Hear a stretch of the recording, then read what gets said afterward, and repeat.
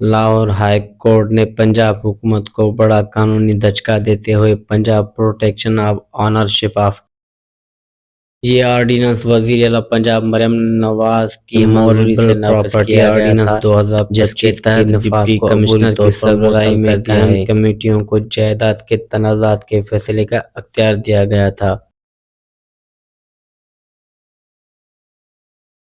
Lahore high court کے chief justice عالیہ نیلم نے یہ عبوری حکم پیر کے روز آبدہ پروین اور دیگر درخواست گزاروں کی جانب سے دائر درخواست پر سماعت کے دوران جاری کیا، جن میں نئے آرڈیننس کے تحت جائیداد سے متعلق کیے گئے فیصلوں کو چیلنج کیا گیا تھا۔ عدالت نے عبوری حکم کے ذریعے نئے قانون کے تحت جائیدادوں کا قبضہ چھیننے سے متعلق تمام فیصلے بھی معطل کر دیے۔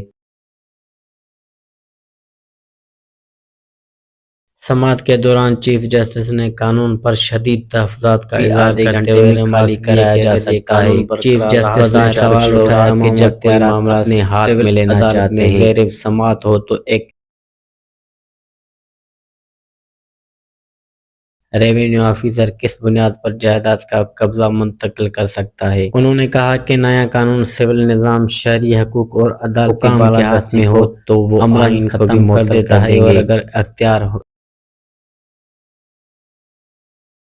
عدالت نے اس نکتے پر بھی تشویش کا اظہار کیا کہ اگر اس قانون کے تحت کسی ڈپٹی کمشنر نے کسی شہری کے گھر کا قبضہ کسی اور کو دے دیا تو متاثرہ فرد کو اپیل کا حق بھی حاصل نہیں، جبکہ ہائی کورٹ کو بھی حکم امتناع دینے کا اختیار نہیں دیا گیا۔ بعد ازاں عدالت نے حکم کیا کہ معاملے کی مزید سماعت کے لیے فل بینچ تشکیل دیا جائے، جس کے بعد سماعت ملتوی کر دی گئی۔ مریم نواز نے رہے کہ یہ آرڈیننس کے 31 اکتوبر کو وزیر اعلیٰ پنجاب کو 90 دن میں نپٹانے کی شرط رکھی گئی تھی۔